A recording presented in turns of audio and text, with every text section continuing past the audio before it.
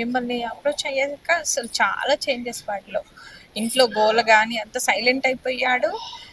ఏదైనా ఫోకస్‌గా చేస్తున్నాడు. అసలు కాన్సంట్రేషన్ అనేది మధ్యలో అసలు మొత్తం డ్రాప్ అయిపోతే అసలు టెన్షన్ పడ్డాం మేము. అప్పుడు మాకు తెలిసిన వాళ్ళు మిమ్మల్ని సజెస్ట్ చేస్తేను అసలు ఇప్పుడు ఏదైనా 10th కదా ఎగ్జామ్స్, అసలు మేము చదవమని చెప్పే అవసరం లేదు.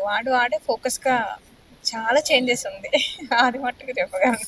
సబ్జెక్ట్ కూడా నేను ఎక్స్పెక్ట్ చేసిన దానికంటే చాలా డీప్ వెళ్తుంది. I'm very happy with that. Actually మీకే చాలా డౌట్స్ కదా, అసలు వస్తుందా లేదా కాన్ఫిడెన్స్ అన్నట్టు వచ్చారు. ఇంత బాగా చదువుతారని నేను ఎక్స్పెక్ట్ చేయలేదు. యాక్చువల్గా నేను ఏంటంటే బేసిక్ లెవెల్ నుంచి అంటే పిల్లలకి ఎలా వెళ్తుంది, ఎలా ఇవ్వాలనుకునే వాడిని, కానీ ఆటోమేటిక్గా తననే సర్చ్ చేసుకుంటా ఇన్ డెప్త్ బేస్ లెవెల్ నుంచి వెళ్తున్నారు. I'm very happy with studying my two Sons. Very happy. Thank you. Would you like to share anything? Thank you, ma'am. That's all.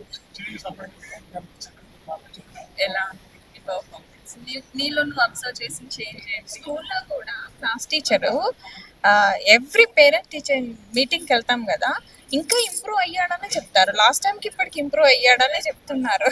అది మట్టుకి ఒకప్పుడు ఉన్నట్టుగా లేడు, చాలా చేంజ్ అయ్యాడని అయితే అంటున్నారు. నేను అది మెడిటేషన్ ఇవి స్టార్ట్ చేయకముందు చాలా రెస్ట్లెస్గా ఉండే, బట్ ఇప్పుడు మైండ్ కంట్రోల్కి వస్తుంది.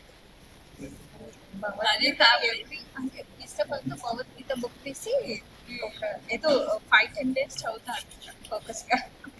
Are you happy with the change that is happening in India? Yes, ma'am, definitely.